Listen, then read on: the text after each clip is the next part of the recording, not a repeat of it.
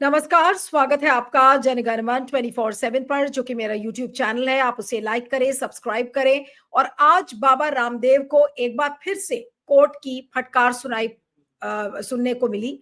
और मुझे ऐसा लगता है कि उनको कोर्ट से भी कोई फर्क नहीं पड़ता है, और कोर्ट ये रियलाइज कर रहा था, और इसीलिए दिल्ली हाई कोर्ट ने ये कहा कि रामदेव किसी के नियंत्रण में नहीं है, वो अपनी दुनिया में रहते हैं। ये शब्द दिल्ली हाई कोर्ट ने योगा गुरु रामदेव के लिए तब कहे जब वो रुआवजा मामले को लेकर हमदर्द के आरोपों पर सुनवाई कर रहे थे। अदालत ने रामदेव को फिर फटकार लगाई है, साथ ही कोर्ट की अवमानना का आरोप भी लगाया है। मामला दिल्ली हाई कोर्ट में रामदेव के गुलाब शरबत को लेकर जुड़ा हुआ था। हमदर्द कंपनी ने रामदेव पर उनके उत्पादों और ट्रेडमार्क को बदनाम करने का आरोप लगाया है। हमदर्द का आरोप है कि रामदेव उनके उत्पादों को बदनाम करके अपने उत्पाद बेचना चाहते हैं। इस पर कोर्ट ने रामदेव से पुराने वीडियो हटाने के लिए कहा। रामदेव नए वीडियो को लेकर बाजार में उतरे थे, पर उसे देखकर दिल्ली हाईकोर्ट की पीठ भड़क गई। जवाब में गुरुवार को रामदेव ने कोर्ट को बताया कि वो अपने नए वीडियो का ये हिस्सा हटा देंगे, जिसमें हमदर्द और उनके उत्पादों का जिक्र है। और ये दूसरी बार है जब 10 दिनों के अंदर रामदेव को कोर्ट के आदेश के बाद वीडियो हटाने की बात सुननी पड़ी है। अब ये मामला उस समय कानून की नजर में आया था जब हमदर्द ने दिल्ली हाई कोर्ट में याचिका दायर की थी। हमदर्द ने यह कहा था कि रामदेव ने अपने पहले वीडियो में उनके उत्पाद रुआवजा को शरबत जिहाद कहकर बदनाम किया। इस वीडियो में रामदेव ने रुआवजा की ओर इशारा करते हुए कहा था कि उसे बनाने वाली कंपनी के मुनाफे का इस्तेमाल मस्जिद और मदरसे बनाने में होता है। हमदर्द ने इसे ट्रेडमार्क उल्लंघन, बदनामी और सांप्रदायिक बयानबाजी का मामला करार दिया था। 22 अप्रैल को, अगर आपको याद हो, तो दिल्ली हाई कोर्ट ने रामदेव को ऐसे वीडियो हटाने और भविष्य में ऐसे बयान, विज्ञापन या सोशल मीडिया पोस्ट न करने की हिदायत भी दी थी। कोर्ट ने रामदेव से एक हलफनामा दाखिल करने को भी कहा था, जिसमें उनसे वचन देने को कहा गया था कि वे फिर से ऐसा नहीं करेंगे। हाईकोर्ट ने रामदेव से पहले के वीडियो हटाने को कहा था, लेकिन इसके बावजूद उन्होंने एक नया वीडियो पोस्ट किया जो करीब 3 घंटे लंबा था। इस वीडियो में लगभग 2 मिनट तक रामदेव ने फिर से हमदर्द का जिक्र किया। हमदर्द के वकील सीनियर एडवोकेट संदीप सेठी ने कोर्ट को बताया कि नया वीडियो पुराने वीडियो जैसा ही है। दोनों में हमदर्द का नाम लिया गया है और कहा गया है कि उनका मुनाफा मस्जिद और मदरसे बनाने में जाता है। सेठी ने यह भी कहा कि दोनों वीडियो में सांप्रदायिक बयानबाजी की गई है और हमदर्द को एक खास समुदाय से जोड़ा गया है। उन्होंने कहा कि रामदेव ने कोर्ट के 22 अप्रैल के आदेश की अवमानना की और जानबूझकर ऐसा ही वीडियो फिर से पोस्ट किया। संदीप सेठी ने कोर्ट से कहा कि रामदेव का ये बयान सांप्रदायिक विभाजन पैदा करता है। उन्होंने कहा कि रामदेव अपने वीडियो में ये संदेश देते हैं कि हमदर्द एक खास समुदाय से है और उसका मुनाफा उसी समुदाय के लिए जाता है, जबकि वो खुद दूसरे समुदाय का प्रतिनिधित्व करते हैं। सेठी ने इसे कोर्ट की गरिमा का सवाल बताया और कहा कि रामदेव ने कोर्ट के आदेश की अवहेलना की है। गुरुवार को जस्टिस अमित बंसल ने रामदेव के वकील सीनियर एडवोकेट राजीव नायर से पूछा कि वो कैसे सुनिश्चित करेंगे कि रामदेव हमदर्द या उनके उत्पादों का जिक्र ना करें। नायर ने जवाब ये दिया कि रामदेव को हमेशा के लिए हमदर्द का नाम लेने से नहीं रोका जा सकता, लेकिन वो ऐसा कोई बयान नहीं देंगे जो बदनाम करने वाला हो। जस्टिस बंसल ने कहा कि अगर रामदेव का यही रवैया रहा तो कोर्ट उनके खिलाफ अवमानना नोटिस जारी करेगा। कोर्ट ने कहा कि नए वीडियो का लहजा और सामग्री पुराने वीडियो जैसी ही है। इसके बाद रामदेव के वकील राजीव नायर और जयंत मेहता ने अपने मुवक्किल से बात की और कोर्ट को बताया कि वह हमदर्द का जिक्र करने वाले वीडियो के हिस्से को 24 घंटे के अंदर सभी सोशल मीडिया प्लेटफॉर्म्स और अन्य मीडिया से हटा देंगे।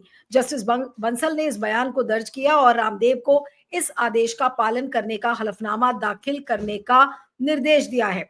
शुक्रवार को, यानी कि आज, कोर्ट हमदर्द की उस याचिका पर विचार करेगा जिसमें कि रामदेव के खिलाफ 22 अप्रैल के आदेश की जानबूझकर अवहेलना करने का आरोप लगाया गया है।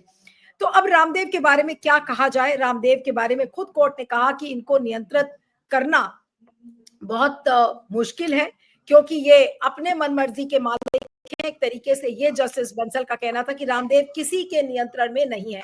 आज इसी पर हम चर्चा करेंगे और समझने की कोशिश करेंगे कि रामदेव का ये एटीट्यूड क्या कहता है। क्या कोर्ट्स ने हाथ खड़े कर लिए हैं रामदेव के ऊपर से? इस समय हमारे साथ Siddharth Sharma, independent media analyst जुड़ रहे हैं। सिद्धार्थ, आपका बहुत बहुत स्वागत है। Thank you so much for joining. जो कोर्ट का ये बयान है जस्टिस बंसल का कि ठीक है, उन्होंने हलफनामा तो दायर किया कि हम अब वो हटा देंगे, अगले 24 घंटे में हटा लेंगे, लेकिन रामदेव पर कितना विश्वास कर सकता है कोर्ट? उन्होंने बात तो पहले भी वही की थी, फिर भी वही गलती की, और आज जस्टिस बंसल ने आखिरी में ही कह ही दिया कि रामदेव को किसी के नियंत्रण में नहीं है, वो अपनी दुनिया में रहते हैं। जी सिद्धार्थ। जी न्यायपालिका को के पास क्योंकि किसी को भी किसी भी तरह का दंड देने का अधिकार होता है, इसीलिए वो दंड देने से पहले उसको सामने वाले को मौका देती है, एक से ज्यादा मौका देती है, क्योंकि दंड एक बार आप दे देते हैं तो दंड वापस नहीं लिया जा सकता। इसीलिए दंड देने से पहले थोड़ी सी मियाद दी जाती है, थोड़ा सा मार्जिन दिया जाता है कि आप अपने आप को सुधार लीजिए। बाबा रामदेव जी के साथ ये पहली बार नहीं हुआ है। हमें याद है 1 साल पहले भी ये सुप्रीम कोर्ट के सामने हाथ जोड़ के खड़े हुए थे। उससे पहले वो इसीलिए खड़े हुए थे क्योंकि कोरोना के समय में जब पूरा देश डॉक्टरों की मदद कर रहा था, डॉक्टरों के गुणगान गा रहा था, उस समय इन्होंने कोई एक टॉनिक निकाल के ले आए थे और कहे ये पीने से कोरोना ठीक हो जाएगा, जो कि पूरी तरह से अवैज्ञानिक था। उस मामले में भी, और उसका इन्होंने भारत भर में एडवर्टाइजमेंट चलाया था, और उसी मामले में डांटते हुए सुप्रीम कोर्ट ने बाबा रामदेव जी को बुलाया था। रामदेव जी कोर्ट के सामने हाथ जोड़ के खड़े भी हुए थे और उन्होंने माफी भी मांगी, कोर्ट में भी मांगी, कोर्ट से बाहर भी मांगी। जब दोनों से कोर्ट संतुष्ट नहीं हुआ तो पूरे अखबार में बड़ा विज्ञापन डाल के भी मांगा। आज वो फिर बाबा रामदेव जी ऐसा कर रहे हैं। मेरे ख्याल से कोर्ट के कहने का तात्पर्य ये है कि ये आपको हम अंतिम मौका दे रहे हैं, अगर आप नहीं सुधरेंगे तो आने वाले समय में हम आपको कड़ी से कड़ी सजा भी दे सकते हैं।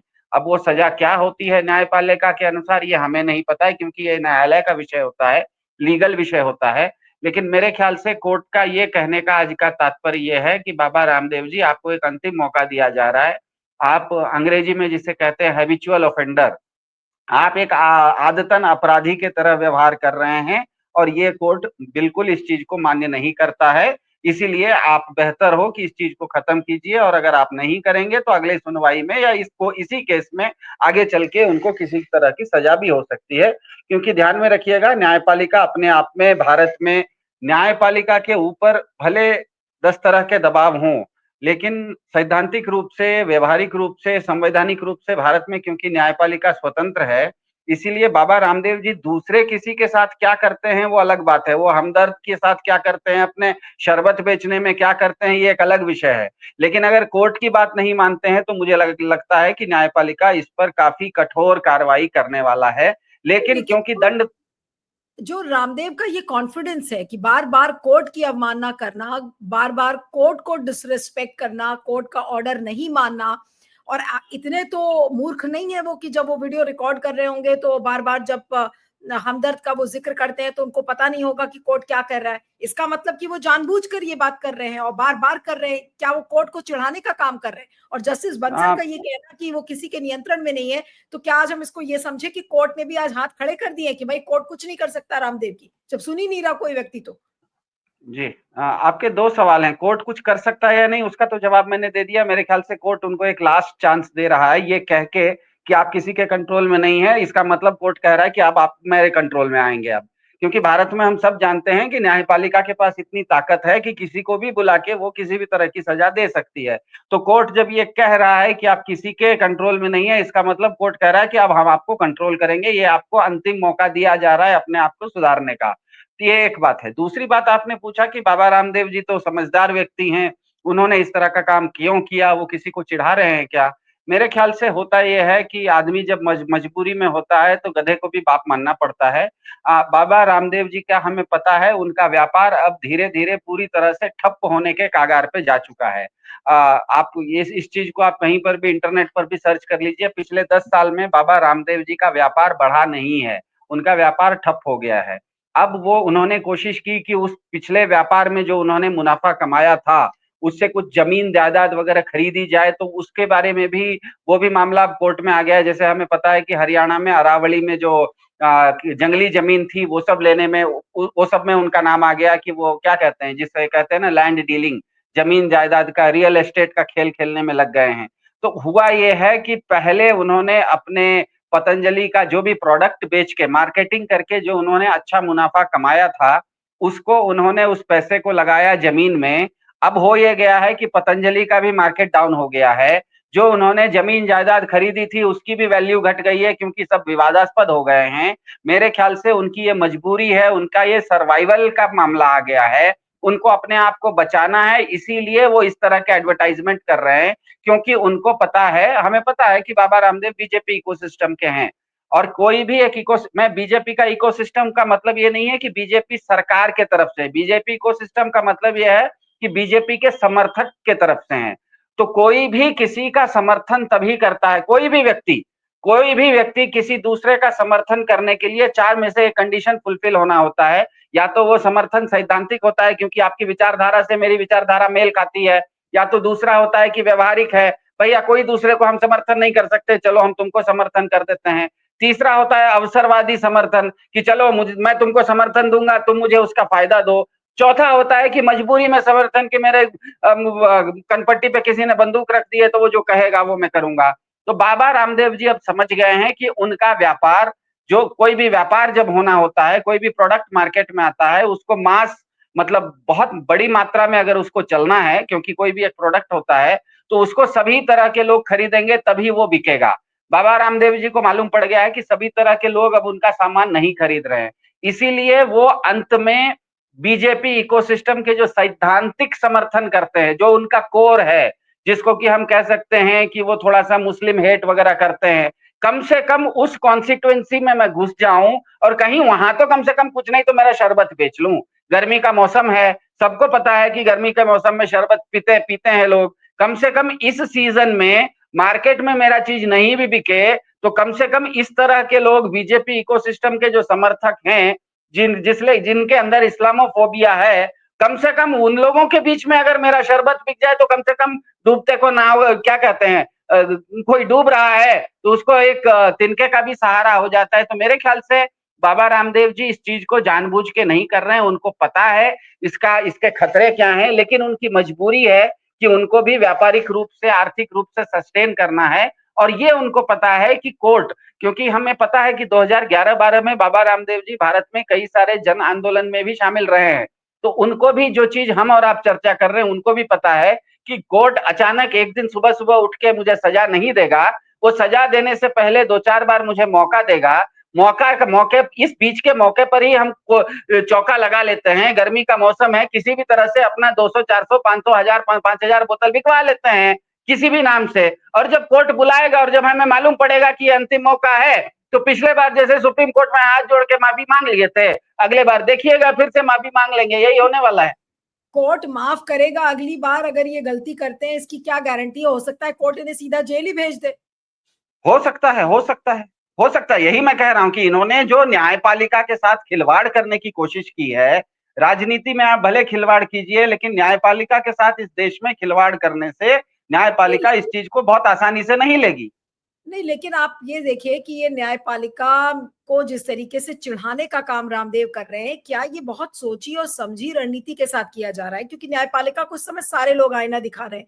उपराष्ट्रपति धनखड़ आईना दिखा रहे हैं, निशिकांत दुबे आईना दिखा रहे हैं। उन्हीं में से एक श्रृंखले में ये रामदेव भी आ गए हैं कि रामदेव भी आईना दिखाने की कोशिश कर रहे हैं कि जाओ, वो लोग तो सीधा-सीधा उपदेश दे रहे हैं और रामदेव चिढ़ाने का काम कर रहे हैं। तो एक तरीके से न्यायपालिका को उसकी औकात बताने की कोशिश कर रहे हैं रामदेव कि भाई हमारे पास तो सारा समर्थन है, लेकिन हम तो आपकी बात नहीं मानेंगे। क्या ये बात एक तरीके से ये संदेश रामदेव देने की कोशिश कर रहे हैं? मेरे ख्याल से रामदेव जी में इतनी हिम्मत नहीं है। हिम्मत होती तो 2011-12 में रामलीला मैदान से कपड़े बदल के नहीं निकल जाते। तो वो हिम्मत की बात है, वो चिढ़ा नहीं रहे हैं, वो उस मार्जिन का फायदा उठा रहे हैं। क्योंकि चिढ़ा रहे होते तो वो बाहर भी कहते कि मैं तो ये बेचूंगा, कोर्ट क्या कर लेगा मैं देखूंगा। हर बार कोर्ट के सामने जब भी ये मामला जाता है कहते हैं हाँ हाँ मैं अगले 24 घंटे में अपना वीडियो हटा देता हूँ। पिछले बार भी यही हुआ था, कोर्ट के सामने कहते हैं कि वीडियो हटा देता हूँ और पीछे से वापस वो वीडियो चला देते हैं। दूसरे बार जब कोर्ट पूछा अच्छा गलती हो गई, मैं अगले 24 घंटे में हटा देता हूँ। इसका मतलब ये चूहा बिल्ली का खेल खेल रहे हैं। ये हिम्मत से कोर्ट के सामने जिस तरह से बीजेपी के अन्य लोग, निशिकांत दुबे जैसे लोग पूरी की पूरी न्यायपालिका पर सार्वजनिक रूप से सवाल उठा रहे हैं, उस तरह से बाबा रामदेव उठा नहीं रहे हैं। इसका मतलब उनके अंदर 2011-12 में रामलीला मैदान से कपड़ा बदल के निकलते समय जो जितनी हिम्मत या कम हिम्मत थी, उतनी ही हिम्मत या कम हिम्मत अभी भी, उतनी ही बहादुरी अभी भी है। बहादुरी बड़ी नहीं है, बहादुरी उतनी ही रह गई है। दिक्कत यह है कि मौसम गर्मी का है, गर्मी का मौसम अगले 1 महीने में खत्म हो जाएगा। शरबत बिकनी है तो अगले 1 महीने में ही बिकनी है। किसी तरह से अगर 2-4 तारीख ले लें और उन तारीखों के बीच-बीच में इधर एक बार कोर्ट में बोलें कि हम वीडियो हटा देंगे, अगले दिन फिर कोई दूसरा वीडियो बेच, किसी तरह से 200-500 बोतल अगर मेरी शरबत की बिक गई, तो कम से कम मेरा व्यापार तो जो डूब रहा है वो तो बच जाएगा। और अंत में उनके भी देखिए, बाबा रामदेव जी के पास भी अच्छे-अच्छे वकील हैं। वो भी वकील भी कहेंगे देखिए बाबा रामदेव जी, ये जो अगला हियरिंग आने वाला है ना, अगले सोमवार को जो तारीख आने वाली है वो अंतिम है, उस दिन कोर्ट आपको सजा दे देगा। तो देखिएगा उस दिन सोमवार को बाबा रामदेव जी खुद कोर्ट में आके कह देंगे हमसे माफ कर दीजिए, मैंने अपना सारा वीडियो हटा ही दिया है। तो ये भी कर देंगे और मेरे ख्याल से उतना कर देने से न्यायपालिका इनको छोड़ भी देगी। हाँ, न्यायपालिका के साथ ये टक्कर लेने की जो कोशिश कर रहे हैं और न्यायपालिका के साथ जो बार-बार चूहा बिल्ली का खेल खेल रहे हैं, ये मेरे ख्याल से इस देश की जनता के लिए या किसी भी समझदार व्यक्ति के लिए, बाबा रामदेव जी अपने आप में एक गौरवशाली व्यक्ति हैं। उनके साथ वैचारिक मतभेद किसी का हो या नहीं हो अलग बात है, लेकिन वो उनका भी इस देश में वो एक फिगर हैं, वो एक सेलिब्रिटी हैं। तो आप अगर एक बार सेलिब्रिटी बन जाते हो, लोग आपको पहचानना शुरू करता है, तो आपके व्यवहार में कुछ न कुछ गंभीरता आनी चाहिए। वो गंभीरता उनके अंदर नहीं दिख रही है, इसीलिए मेरा मानना है कि उनकी व्यापारिक मजबूरी है। वो भी जान रहे हैं कि ये चीज़ गलत हो रही है, लेकिन वो ये भारत की न्यायपालिका में वो जानते हैं कि कोई भी चीज़ दंड देगी भी न्यायपालिका तो कल सुबह नहीं दे देगी, 2-4 बार मुझे मौका देगी और वो 2-4 बार के मौके में अगर गर्मी का मौसम निकल गया, तो मेरा शरबत तो बिक गया। किसी तरह गर्मी के मौसम में अपना शरबत बेच के उस तरफ अपने वकील साहब को कहेंगे कि 2-4 डेट आगे ले लेना। अंतिम डेट पर जाके कह देंगे कि भैया माफ करो, पिछले बार भी सुप्रीम कोर्ट में जाके हाथ जोड़ के माफी मांग ली थी। और अगर अंतिम सोचिए 1 मिनट के लिए कल्पना कीजिए कि अंतिम तिथि को जिस दिन भी इसका हियरिंग होगा, बाबा रामदेव जी खुद जाके कोर्ट के सामने हाथ जोड़ के खड़े होके बोल दें कि छोड़ दीजिए, मैं तो छोटा बच्चा हूँ, मैं तो साधु संत हूँ, मुझे तो आपको सजा दे के क्या मिलेगा, माफ कर दीजिए, अगले बार नहीं करूंगा। तो कोर्ट भी क्या करेगा, बोलेगा ठीक है अगले बार मत कीजिएगा करके छोड़ देगा। लेकिन एक आखिरी सवाल सिद्धार्थ आपसे करूंगी कि क्या बाबा रामदेव ने बेशर्मी की सारी पराकाष्ठा क्रॉस कर दी है और आज इसीलिए जस्टिस बंसल को ये बात कहनी पड़ी कि भाई अब ये किसी के नियंत्रण में नहीं है। वो जनता को भी बता रही है अदालत कि भाई ये इनका क्या किया जाए समझ में नहीं आ रहा है, क्योंकि इनकी कितनी फैन फॉलोइंग है तो अदालत को भी पता है जी। देखिए अगर उनकी बहुत ज्यादा फैन फॉलोइंग होती तो अभी तक उनका शरबत बिना जिहाद किए हुए ही बिक गया होता। अगर किसी को शरबत को बेचने के लिए जिहाद करना पड़ रहा है, इसका मतलब उनकी फैन फॉलोइंग घट गई है। और सबसे बड़ी बात यह है कि बाबा रामदेव जी जो भी अभी जिस तरीके से वो न्यायालय के साथ चूहा बिल्ली का खेल खेल रहे हैं, ये न तो नैतिक रूप से सही है, न तो कहीं उचित लगता है। और जैसे आपने कहा कि कोई भी थोड़ा सा भी इज्जतदार व्यक्ति जिसके अंदर भी थोड़ी सी भी गौरव, गरिमा इस तरह की चीजें हैं, वो इस तरह का काम नहीं करेगा, क्योंकि उसको पता है कि ये करने के बाद जो रही सही इज्जत है वो भी चली जाएगी। लेकिन फिर से मेरा मानना है कि डूबते को तिनके का सहारा, उनका व्यापार इतना डूब चुका। नहीं, इतना कुछ करने के बाद क्या बाबा रामदेव की कोई इज्जत बची है या नंगे हो चुके हैं? तो कोर्ट के सामने ही नंगे हो चुके हैं, मुझे लग रहा है कोई इज्जत तो उनकी बची नहीं है। भाई कोर्ट बार बार कहता है, आप बार बार कोर्ट का डिसरिस्पेक्ट करते हो, आप बार बार कोर्ट की अवहेलना करते हैं, तो फिर इज्जत बची क्या है? देखिए अगर अगर अगर उनको इज्जत तो तब बच गई होती जब ये शरबत में जिहाद के बदले किसी भारत के वेद का मंत्र कहे होते कि ये सोमरस है, इसको इंद्र पीते थे, इसको सारे देवता पीते थे, ये कह के अगर बेच लिया होता इन्होंने, तब तो हम मान सकते थे कि बाबा रामदेव का बहुत फैन फॉलोइंग है।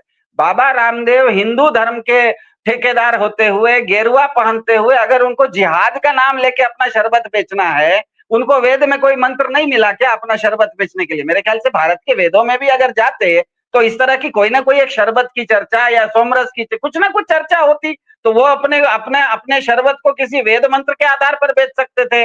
उनको भी पता है कि अब उनका सामान कोई खरीदने वाला नहीं है। उनको भी पता है कि जो बीजेपी इकोसिस्टम के थोड़े बहुत लोग हैं, कोर वोटर्स बीजेपी इकोसिस्टम के, जिनके अंदर इस्लामोफोबिया है, केवल उन तक ही मेरी अब पहुंच बाकी है। कम से कम जिहाद का नाम लेके उनके यहाँ 200-500 बोतल बिकवा दो, क्योंकि उनका धंधा ऐसे ही ठप चल रहा है। उनका जमीन जायदाद, वो बेचारे रियल एस्टेट का इतना बड़ा व्यापार खोल के खड़े हैं, आपने सभी जमीन को विवाद में डाल दिया। मैं बेचने जा रहा हूं तो कोई खरीदने के लिए तैयार नहीं है। मेरा मुनाफा खत्म है, जहां पर मैंने इन्वेस्ट किया, निवेश किया, वो जमीन बिक नहीं रही है। मतलब आप तो मेरे मतलब खाने पीने पे लाले ले आएंगे आप। किसी तरह से मैं 200-400 बोतल अगर गर्मी के मौसम में बेचने की कोशिश कर रहा हूं, उसमें भी आपको दिक्कत हो रही है। बस इतनी ही मेरी इज्जत बची है। 200-400 बोतल बेचने की कोशिश कर रहा हूं, वो भी आप क्यों रोक रहे हैं उस पर? बिल्कुल। चलिए, आपका बहुत बहुत शुक्रिया Siddharth. Thank you so much for joining. Thank you.